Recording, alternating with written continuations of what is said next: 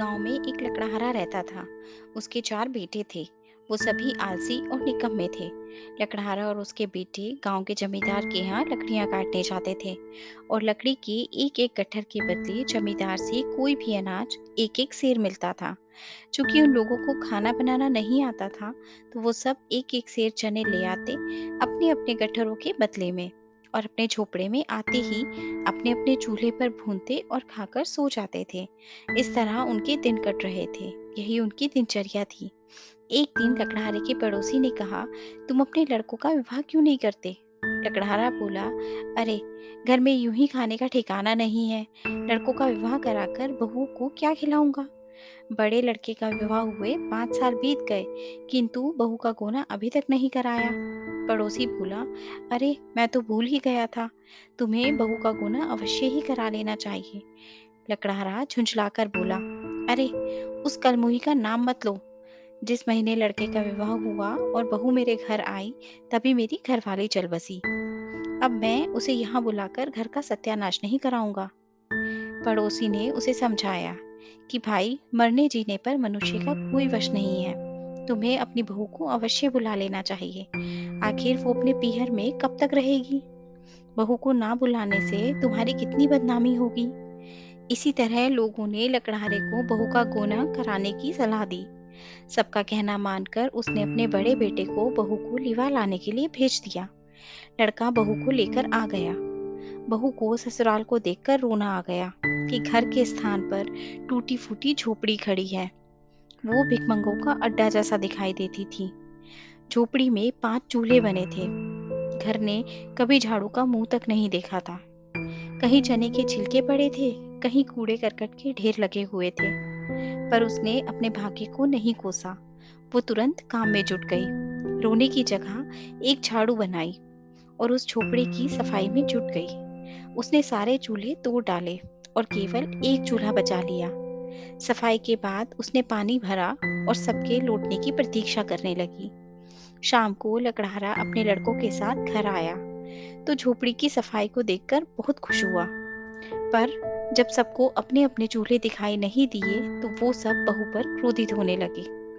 एक बोला, ये देखो, ये तो आते ही सत्यानाश करने पर तुल गई। केवल अपने पति का चूल्हा बना रहने दिया और हम सबके तोड़ दिए। अब एक चूल्हे पर इतने सारे चने भूनने में कितना समय लगेगा, और हम सबके तो भूख के कारण प्राण ही निकल रहे हैं। बहू सब कुछ सुन रही थी। बहू ने सबको हाथ मुंह धोने के लिए लोटे में पानी दिया और एक चटाई बिछा दी। जाड़े के दिन थे। उन सबके हाथ पैर सेकने के लिए आग सुलगा दी। बहू ससुर से बोली, आप लोग हाथ पैर सेकें, तब तक मैं खाना बना कर लाती हूँ। वो सारे चने लेकर पड़ोसन के यहाँ गई। उसने सारे चने पीसे, उसके आधे आटे की रोटियां बनाई और आधा आटा बचा लिया। इधर सारे भूख के मारे छटपटा रहे थे।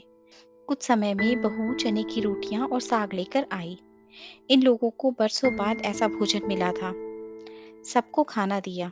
सब बहुत भूखे थे। खाने पर टूट पड़े। रोटियां बहुत थी। सबने ठूस ठूस कर खाई और जब अघा गए तब खाना बंद कर दिया। अगले दिन सुबह काम पर जाते समय बहू ने रात की बची हुई रोटी का एक एक टुकड़ा नाश्ते में खाने को दिया। इससे उन लोगों को आश्चर्य हुआ। पहले तो वो एक ही शाम में सारे चने फाँक लेते थे, फिर भी उनका पेट नहीं भरता था। अब खाने वाला भी बढ़ गया है और उतने ही अन्न से सबने खूब खाया और नाश्ता भी कर लिया। लकड़हारा और उसके बेटे बहू की चतुराई पर बहुत खुश हुए। उन्होंने उस लक्ष्मी जैसी बहू की खूब प्रशंसा की। संध्या समय जब सब काम से वापस आए तो उन्हें खाने में रोटी और कढ़ी तैयार मिली।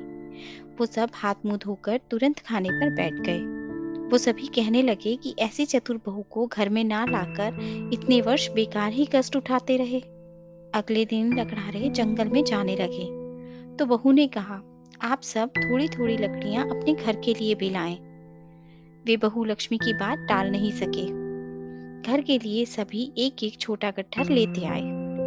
इन लकड़ियों को बहू ने पड़ोसियों को बेचकर घर के लिए नमक तेल मसाले का प्रबंध कर लिया।